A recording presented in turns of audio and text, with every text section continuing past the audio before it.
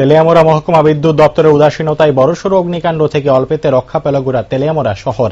ঘটনা তেলিয়ামুড়া বিদ্যুৎ দপ্তরের অধীন বিএসএনএল অফিস সংলগ্ন এক্সচেঞ্জ চমুনি এলাকায় সোমবার সন্ধ্যা আনুমানিক ৬টা নাগাদ আচমকা বৈদ্যুতিক ট্রান্সফরমারে অগ্নিসংযোগ দেখে স্থানীয় জনগণ অগ্নিসংযোগের ঘটনার খবর তেলিয়ামুড়া দমকল কর্মীদের দিলে দমকল কর্মীরা কাল বিলম্ব না করে ঘটনাস্থলে গিয়ে আগুন নিয়ন্ত্রণে আনে।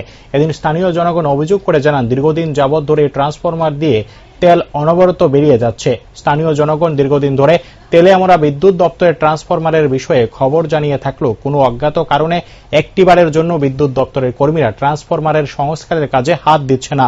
এর ফলে সোমবার সন্ধ্যা রাতে ট্রান্সফরমারে আগুন লাগায় অল্পেতে রক্ষা পেল গোটা এলাকা। স্থানীয়দের অভিমত, বিদ্যুৎ দপ্তর যেন অতি সত্বর ট্রান্সফরমার সংস্কারের জন্য প্রয়োজনীয় পদক্ষেপ গ্রহণ করেন।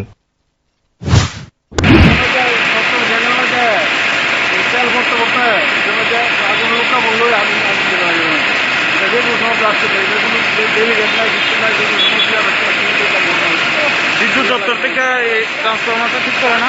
বিদ্যুৎ দপ্তরে তারা অনেকবার করা হয়েছে, এলাকার থেকে করা হয়েছে, অনেকবার করা হয়েছে। দেরি দেখতে পারেন তারা কোনো কানপত্র না, তারা কোনো গুরুত্ব নাই। কোনো অবস্থা দেয় না, অবস্থা দেয় নাই।